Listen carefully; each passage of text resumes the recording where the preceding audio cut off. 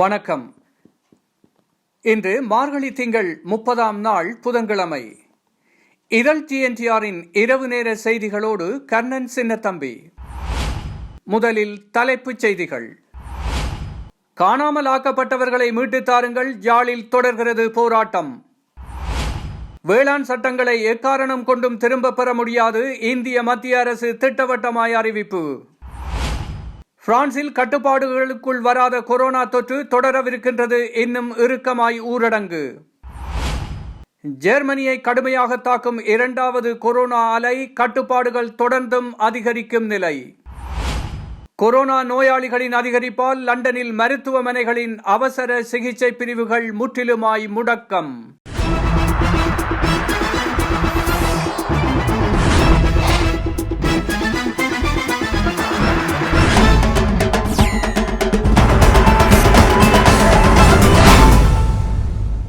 இனி விரிவான செய்திகளில் முதலில் இலங்கை செய்திகள்.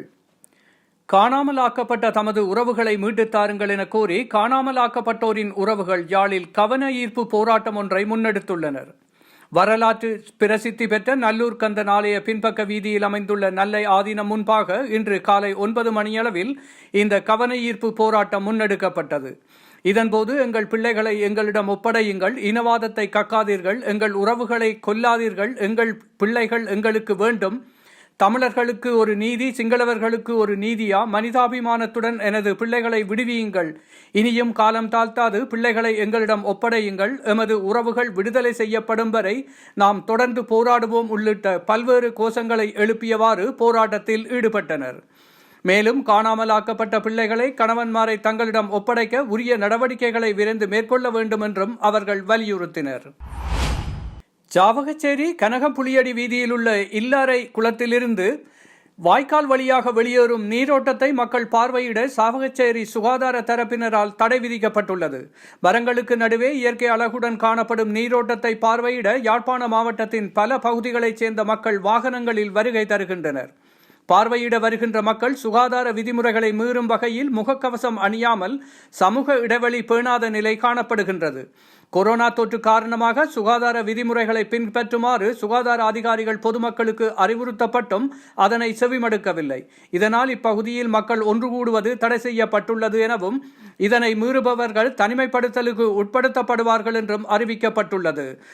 மரங்களுக்கு இயற்கை அழகுடன் காணப்படும் நீரோட்டத்தை பார்வையிட யாழ்ப்பாண மாவட்டத்தின் பல பகுதிகளைச் சேர்ந்த மக்கள் வாகனங்களில் வருகை தருகின்றனர். பார்வையிட வருகின்ற மக்கள் சுகாதார விதிமுறைகளை மீறும் வகையில் முகக்கவசம் அணியாமல் சமூக இடைவெளி பேணாத நிலை காணப்படுகின்றனர். கொரோனா தொற்று காரணமாக சுகாதார விதிமுறைகளை பின்பற்றுமாறு சுகாதார அதிகாரிகள் பொதுமக்களுக்கு அறிவுறுத்தப்பட்டும் அதனை செவிமடுக்கவில்லை. இதனால் இப்பகுதியில் மக்கள் ஒன்று கூடுவது தடை செய்யப்பட்டுள்ளது எனவும் இதனை மீறுபவர்கள் தனிமைப்படுத்தலுக்கு உட்படுத்தப்படுவார்கள் என்றும் அறிவிக்கப்பட்டுள்ளது. தொடர்வன இந்திய செய்திகள். வேளாண் சட்டங்களை எக்காரணம் கொண்டும் திரும்பப் பெற முடியாது என மத்திய அரசு திட்டவட்டமாக தெரிவித்துள்ளது. வேளாண் சட்டங்களுக்கு எதிராக 35 நாளாக போராடி வரும் விவசாயிகளுடன் மத்திய அரசு நடத்திய 6ஆம் கட்ட பேச்சுவார்த்தை தோல்வியில் முடிவடைந்தது. முன்னதாக நடந்த 5 கட்ட பேச்சுவார்த்தைகளும் தோல்வியடைந்துள்ள நிலையில் இன்று மத்திய அரசின் அழைப்பை ஏற்று விவசாயிகள் பேச்சுவார்த்தைக்கு சென்றனர். மதியம் 2 மணியளவில் நடைபெற்ற பேச்சுவார்த்தையில் விவசாயிகள் தரப்பில் 40 சங்கங்களைச் சேர்ந்த பிரதிநிதிகள் கலந்து கொண்டனர். மத்திய அரசு சார்பில் விவசாய அமைச்சர் நரேந்திர சிங் தோமர், ரயில்வே அமைச்சர் பியூஷ் கோயல், வர்த்தக தொழில் இணை அமைச்சர் சோம் பிரகாஷ் மற்றும் அதிகாரிகள் கலந்து கொண்டுள்ளனர். இந்த நிலையில் இன்றைய பேச்சுவார்த்தையில் மத்திய அரசுக்கும் விவசாயிகளுக்கும் இடையே உடன்பாடு ஏற்படவில்லை. இதனால் இன்றைய 6ஆம் கட்ட பேச்சுவார்த்தையும் தோல்வியில் முடிந்தது. விவசாயிகள் ஏற்கனவே 4 நிபந்தனைகளை விதித்து இருந்தனர். மேலும் இன்று நடைபெற்ற பேச்சுவார்த்தையின் போது மற்றொரு நிபந்தனையையும் அவர்கள் விதித்தனர். அதாவது மத்திய அரசு கொண்டு வந்துள்ள புதிய மின்சார சட்டத்தை முற்றிலும் நீக்க வேண்டும். இது சம்பந்தமாக புதிதாக ஒரு கடிதத்தையும் மத்திய அரசுக்கு அவர்கள் அனுப்பி வைத்துள்ளனர். ஆனால் மத்திய அரசு சார்பில் வேளாண் சட்டங்களை எக்காரணம் கொண்டும் திரும்பப் பெற முடியாது என திட்டவட்டமாக தெரிவிக்கப்பட்டுள்ளது. இதனால் விவசாயிகள் எங்களது போராட்டம் தொடரும் என அறிவித்துள்ளனர். சென்னையில் புத்தாண்டு கொண்டாட்டத்திற்கு மாநகர காவல்துறை பல்வேறு கட்டுப்பாடுகளை விதித்துள்ளது. சென்னையில் உள்ள கடற்கரை சாலைகள் அனைத்தும் நாளை இரவு 10 மணியுடன் மூடப்படும் என அறிவித்துள்ளது. ஜனவரி 1 புத்தாண்டு தினம் கொண்டாடப்பட உள்ளது. பிரிட்டனில் இருந்து இந்தியா வந்த 20 பேருக்கு உருமாறிய கொரோனா தொற்று இருப்பது கண்டறியப்பட்ட நிலையில் புத்தாண்டு கொண்டாட்டங்கள் தொடர்பாக மாநில அரசுகளுக்கு மத்திய சுகாதாரத்துறை செயலர் கடிதம் எழுதியுள்ளார். அதில் சூழலை பொறுத்து இரவு நேர ஊரடங்கை அமுல்படுத்த கொரோனா பரவலை கட்டுப்படுத்த முயலுங்கள். இன்று நாளை மறுநாள் ஆகிய நாட்களில் சூழலை பொறுத்து கட்டுப்பாடுகளை விதிக்கலாம். புத்தாண்டு கொண்டாட்டங்களின் போது கூட்டம் சேர்வதை கட்டுப்படுத்த வேண்டும். தேவைப்பட்டால் புத்தாண்டு கொண்டாட்டங்களுக்கு தடை விதிக்கலாம். உருமாறிய கொரோனா பரவ அதிக வாய்ப்புள்ள அனைத்து நிகழ்வுகளையும் உன்னிப்பாக கவனிக்க வேண்டும் என அறிவுறுத்தப்பட்டுள்ளது. இந்நிலையில் சென்னையில் புத்தாண்டு கொண்டாட்டங்களுக்கு காவல்துறை சார்பில் கட்டுப்பாடுகள் விதிக்கப்பட்டுள்ளது. இதன்படி சென்னையில் உள்ள நட்சத்திர ஹோட்டல், கேளிக்கை விடுதிகளில் உள்ள பார்களை நாளை இரவு 10 மணியுடன் மூட காவல்துறை உத்தரவிட்டுள்ளது. மேலும் மெரினா உள்ளிட்ட கடற்கரை சாலைகள் நாளை இரவு 10 மணியுடன் மூடப்படும் என்றும், சென்னை கடற்கரை சாலையில் முற்றிலும் போக்குவரத்து தடை விதிக்கப்படும் என்றும் தெரிவிக்கப்பட்டுள்ளது. மேலும் பைக் ரேஸ் மற்றும் விபத்துகளை தடுக்கும் விதமாக சென்னையில் உள்ள மேம்பாலங்கள் நாளை இரவு மூடப்படும் என்றும், சென்னையில் உள்ள நட்சத்திர ஹோட்டல், கேளிக்கை விடுதிகளில் தடையை மீறி கொண்டாட்டத்தில் ஈடுபட்டால் கடும் நடவடிக்கை எடுக்கப்படும் என்றும் தெரிவிக்கப்பட்டுள்ளது. அடுத்து வருவது உலகச் செய்திகள். பிரான்சின் 20 மாவட்டங்களில் ஜனவரி 2 ஊரடங்கு சட்டம் இரவு 6 மணி முதல் நடைமுறைக்கு வரவிருக்கின்றது. ஊரடங்கு சட்டம் நடைமுறைக்கு வரவிருக்கும் மாவட்டங்களின் உறுதி செய்யப்பட்ட விவரப்பட்டியல் ஜனவரி 1 வெள்ளிக்கிழமை வெளியாகும் என்று எதிர்பார்க்கப்படுகின்றது. நத்தார் புத்தாண்டு விடுமுறைகளின் பின்னர் கொரோனா தொற்றின் எண்ணிக்கை மோசமாக அதிகரித்து செல்லுமாக இருந்தால் ஊரடங்கு சட்டத்தை இரவு 8 மணியிலிருந்து 6 மணியாக முன்னகர்த்தும் முடிவினை அரசு முன்மொழிந்துள்ளது. மாவட்ட தலைவர்கள் மற்றும் மாகாண சுகாதார சபையினருடனான கலந்தாலோசனையின் பின்னரே இந்த முடிவினை அரசு அறிவிக்கும் என எதிர்பார்க்கப்படுகின்றது. பிரான்சில் தடுப்பூசி செலுத்தும் பணிகள் மிக தாமதமாக நடைபெற்று வருவதாக விமர்சனங்கள் எழுந்துள்ளன. கடந்த வாரம் தடுப்பூசி செலுத்தும் பணி ஆரம்பிக்கப்பட்டதிலிருந்து 100க்கும் குறைவானவர்களுக்கே தடுப்பு மருந்து செலுத்தப்பட்டுள்ளது.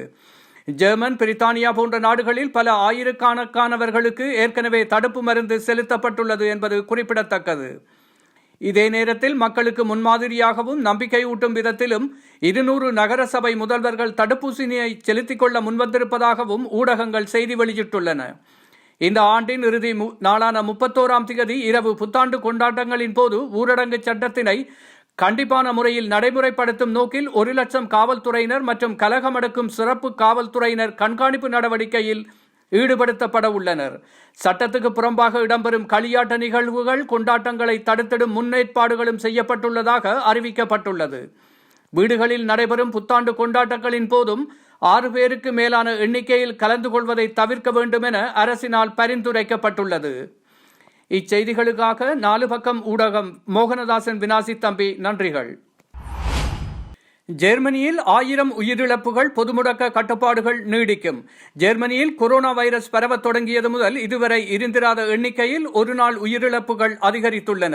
புதன்கிழமை வெளியான புள்ளி விவரங்களின்படி 24 மணி நேரங்களில் அதிகூடிய எண்ணிக்கையாக 1129 வைரஸ் தொற்று மரணங்கள் பதிவாகியுள்ளன.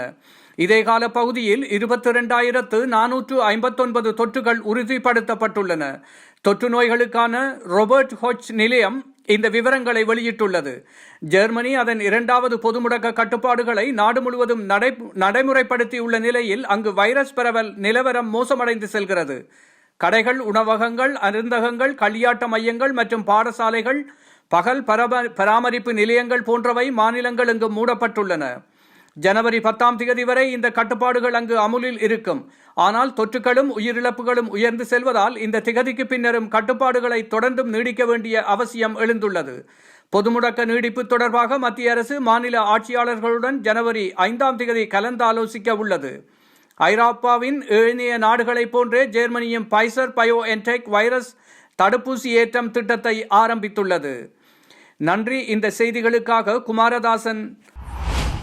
பிரித்தானிய தலைநகர் லண்டனில் கொரோனா நோயாளிகளின் எண்ணிக்கை அதிகரித்து வரும் நிலையில் மருத்துவமனைகளில் அவசர சிகிச்சை பிரிவு மொத்தமாக முடங்கியுள்ளதாக தகவல் வெளியாகியுள்ளது. மேலும் லண்டன் மருத்துவமனைகளில் இடம் பற்றாக்குறை ஏற்பட்டுள்ளதால் மருத்துவமனைகளுக்கு வெளியே கூடாரங்கள் அமைத்து நோயாளிகளை பராமரிக்க வேண்டிய மிக மோசமான நிலைக்கு தள்ளப்பட்டுள்ளது. பொதுவாக போர் காலகட்டத்தில் இதுபோன்ற கூடாரங்கள் அமைத்தே நோயாளிகளை பராமரிக்கும் நிலை உருவாகும். தற்போது லண்டனிலும் அதே நிலை உருவாகியுள்ளதாக மருத்துவர்கள் தரப்பு எச்சரிக்கை விடுத்துள்ளனர். இந்த நிலையில் பைசர் தடுப்பூசியை தொடர்ந்து ஆக்ஸ்போர்டின் தடுப்பூசிக்கும் ஒப்புதல் வழங்கியது இங்கிலாந்து அரசு. உருமாறிய கொரோனா வேகமாக பரவும் சூழலில் 2வது தடுப்பூசிக்கு இங்கிலாந்து அரசு ஒப்புதல் வழங்கியுள்ளது. கோவிஷீல்டு எனும் பெயரில் ஆக்ஸ்போர்ட் உருவாக்கியுள்ள தடுப்பூசிக்கு பிரிட்டன் அனுமதி அளித்துள்ளது. இந்தியாவில் ஆக்ஸ்போர்டின் கோவிஷீல்டு தடுப்பூசியை சீரம் நிறுவனம் தயாரித்து வருவது குறிப்பிடத்தக்கது. திங்கட்கிழமை முதல் லட்சக்கணக்கானவர்களுக்கு தடுப்பூசி வழங்கப்படும். இந்த நிலையில் லண்டன் மற்றும் தென்கிழக்கு மாகாணங்களில் கொரோனா பாதிப்பு கடுமையாக அதிகரித்துள்ளது. மருத்துவமனைகளில் கொரோனா நோயாளிகளை அனுமதிக்க போதிய படுக்கை வசதிகள் இல்லாததால் அவசர உதவி வாகனங்களில் கொண்டுவரப்படும் நோயாளிகள் மருத்துவமனைக்குள் கொண்டு செல்ல முடியாமல் மருத்துவமனை வாயில்களில் அவசர உதவி வாகனங்கள் காத்திருக்கும் நிலை ஏற்பட்டுள்ளது. மறுபக்கம் சுகாதார ஊழியர்கள் பலரும் கொரோனா பாதித்து அல்லது தனிமைப்படுத்தலில் இருப்பதால் போதிய ஊழியர்கள் இல்லாமல் மருத்துவமனைகள் சிரமத்துக்கு உள்ளாகியுள்ளன.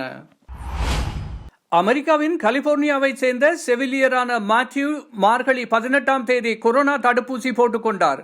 பைசர் நிறுவனத்தின் தடுப்பூசி போட்டுக்கொண்டதும் மற்றவர்களைப் போல அவரும் சமூக ஊடகம் ஒன்றில் தான் தடுப்பூசி போட்டுக்கொண்டது குறித்து தகவல் வெளியிட்டு கம்பீரமாக ஒரு புகைப்படத்தையும் பதிவிட்டிருந்தார். ஆனால் மார்கழி 24ஆம் தேதி மாலை அவருக்கு குளிர்காய்ச்சல் ஏற்பட்டுள்ளது. 26ஆம் தேதி மருத்துவமனைக்கு சென்ற மாத்யூ கொரோனா பரிசோதனை செய்யப்பட்ட போது அவருக்கு கொரோனா தொற்று இருப்பது தெரிய வந்தது. இது குறித்து சாண்டியாகோ தொற்று நோயியல் நிபுணரான டாக்டர் கிறிஸ்டியன் ராமஸ் கூறும்போது, இது ஆச்சரியம்தான், ஆனால் எதிர்பார்க்காதது என கூற இயலாது. மாத்யூவுக்கு தடுப்பூசி போடுவதற்கு முன்பே அவருக்கு கொரோனா தொற்று இருக்க வாய்ப்புள்ளது என்று கூறுகிறார். அவர் கனடா மருத்துவர் ஒருவரிடம் தடுப்பூசி போட்டுக்கொண்ட பின் கொரோனா தொற்ற வாய்ப்புள்ளதா என கேள்வி எழுப்பப்பட்ட போது, தடுப்பூசி போட்டுக்கொண்ட பின் கொரோனா வைரசுக்கு எதிரான ஆன்டிபாடிகள் உடலில் உருவாக 10 முதல் 14 நாட்கள் வரை ஆகும். எனவே பாதுகாப்பாக இருத்தல் நலம் என்று கூறியிருந்தார். டாக்டர் கிறிஸ்டியன் ராமஸ் அதையே தான் கூறுகிறார். ஆகவே தடுப்பூசி போட்டுக்கொண்டோம், இனி சுதந்திரமாக நடமாடலாம் என்று எண்ணுபவர்களுக்கு இது ஒரு எச்சரிக்கை செய்தி.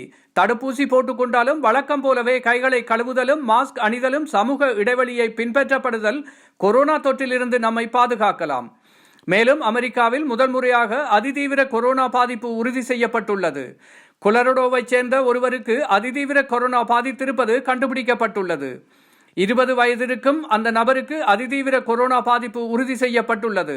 அவர் ஏர்ஃபெட் கவுண்டியின் டென்வேரின் தென்கிழக்கு பகுதியில் உள்ள மையத்தில் தனிமைப்படுத்தப்பட்டுள்ளார். அவர் வெளிநாடு சென்று வந்ததற்கான எந்த பின்னணியும் இல்லாதவர் என்றும் சுகாதாரத்துறை அதிகாரிகள் குறிப்பிட்டுள்ளனர். ஐரோப்பிய நாடான குரோேஷியாவில் 6.4 ரெக்டர் அளவில் நிலநடுக்கம் ஏற்பட்டது. இதில் 7 பேர் பலியானதாகவும் பலர் காயமடைந்துள்ளதாகவும் செய்திகள் வெளியாகியுள்ளன. அண்டை நாடுகளான போஸ்னியா மற்றும் செர்பியாவில் மட்டுமல்லாது இத்தாலி வரை இந்த நிலநடுக்கம் உணரப்பட்டது. குரோேஷியாவில் நடக்கும் மிகப்பெரிய நிலநடுக்கம் இது என்று அமெரிக்காவின் புவியியல் ஆய்வு மையம் தெரிவித்துள்ளது. இதே அளவிலான நிலநடுக்கம் ஒன்று குரோேஷிய தலைநகர் ஜாக்ரெப் அருகே 1880 நிகழ்ந்துள்ளது. பெட்ரீனியா எனும் இடத்தில் ஒரு 12 வயது சிறுமி உயிரிழந்துள்ளார்.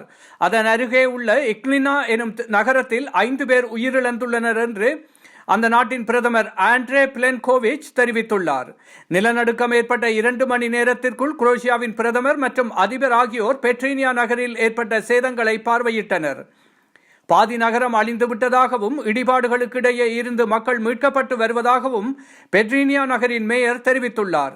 இந்த நகரத்தில் சுமார் 20,000 பேர் வரை வசித்து வருகின்றனர். உகான் கொரோனா பரவல் குறித்த உண்மையை உலகுக்கு வெளிச்சம் போட்டு காட்டியதாக பாராட்டப்பட்ட பெண் பத்திரிகையாளர் ஒருவருக்கு தண்டனை விதிக்கப்பட்டுள்ளது. சீனாவில் ஜாங்ஜான் என்ற பெண் பத்திரிகையாளர் கொரோனா பரவல் குறித்த உண்மையை வெளியிட்டதற்காக குழப்பத்தை தூண்டியதாக குற்றம் சாட்டப்பட்டு விசாரணைக்கு உட்படுத்தப்பட்டார். இவ்வாறு விசாரணைக்கு உட்படுத்தப்படும் முதல் நபரான ஜாங்ஜான் விசாரணைக்கு பின் தீர்ப்பு வழங்கப்பட்டுள்ளது. அவருக்கு 4 ஆண்டுகள் சிறை தண்டனை விதித்து நீதிமன்றம் ஒன்று தீர்ப்பளித்துள்ளது. ஜாங் தனக்கு வழங்கப்பட்டுள்ள தண்டனையை எதிர்த்து மேன்முறையீடு செய்ய இருப்பதாக அவரது வழக்கறிஞர் தெரிவித்துள்ளார். இதேபோல் சீனாவில் கொரோனா பரவல் குறித்து தனிப்பட்ட முறையில் செய்திகளை வெளியிட்ட பலரும் மாயமாகியுள்ள நிலையில் முதல் நபராக ஜாங் விசாரணைக்கு உட்படுத்தப்பட்டு அவருக்கு தண்டனையும் விதிக்கப்பட்டுள்ளது குறிப்பிடத்தக்கது. ஆஸ்திரேலியாவில் விபத்திற்குள்ளாகி உயிராபத்தான நிலையில் இருந்த இலங்கை தமிழ் அகதி இளைஞர் ஒருவர் அந்த நாட்டு போலீசாரால் வான்வழியாக மீட்கப்பட்டுள்ளார். விக்டோரியாவின் மேற்கு பகுதியில் உள்ள கோலாக் லாவஸ் ஹில் வீதியில் மோட்டார் சைக்கிளில் சென்று கொண்டிருந்த போது காணாமல் போயிருந்தார். கடந்த 26ஆம் தேதி டெலோஹே பகுதியைச் சேர்ந்த 30 வயதான இந்த நபரும் அவரது நண்பரும் 2 மோட்டார் சைக்கிள்களில் சென்று கொண்டிருந்ததாகவும் இரவு 7:40 மணியளவில் இருவரும் வெவ்வேறாக பிரிந்துள்ளனர். நீண்ட நேரமாகியும் தனது நண்பர் குறிப்பிட்ட இடமொன்றிற்கு வராததை அடுத்து அச்சமடைந்த சக நண்பர் அவசர சேவைகள் பிரிவுக்கு அறிவித்துள்ளார். இதைத் தொடர்ந்து வான் மற்றும் தரை வழியாக தேடுதல் நடாத்திய போலீசாரும் அவசர சேவை பிரிவினரும் சுமார் 15 மணி நேரங்கள் கழித்து குறித்த இளைஞரை கண்டுபிடித்தனர். வீதியோரம் இருந்த தடுப்பொன்றில் மோதி விபத்துக்குள்ளாகி ஆபத்தான நிலையில் இருந்த அவர் மருத்துவமனையில் சேர்க்கப்பட்டதாக போலீசார் வெளியிட்ட செய்திக்குறிப்பில் தெரிவிக்கப்பட்டுள்ளது. மீண்டும் தலைப்புச் செய்திகள். காணாமல் ஆக்கப்பட்டவர்களை மீட்டுத் தாருங்கள், யாழில் தொடர்கிறது போராட்டம். வேளாண் சட்டங்களை எக்காரணம் கொண்டும் திரும்ப பெற முடியாது, இந்திய மத்திய அரசு திட்டவட்டமாய் அறிவிப்பு. பிரான்சில் கட்டுப்பாடுகளுக்குள் வராத கொரோனா தொற்று தொடரவிருக்கின்றது, இன்னும் இறுக்கமாய் ஊரடங்கு. ஜெர்மனியை கடுமையாக தாக்கும் 2வது கொரோனா அலை, கட்டுப்பாடுகள் தொடர்ந்தும் அதிகரிக்கும் நிலை. கொரோனா நோயாளிகளின் அதிகரிப்பால் லண்டனில் மருத்துவமனைகளின் அவசர சிகிச்சை பிரிவுகள் முற்றிலுமாய் முடக்கம். இத்துடன் இன்றைய இதழ் TNTRின் இரவு நேர செய்திகள் நிறைவு பெறுகின்றன. அன்பு உறவுகள், மீண்டும் நாளை காலை இதழ் TNTRின் காலை செய்திகளை செவிமடுக்கலாம். அதுவரை உங்களிடமிருந்து நன்றி கூறி விடை பெறுபவர் கர்ணன் சின்னத்தம்பி. நன்றி, வணக்கம்.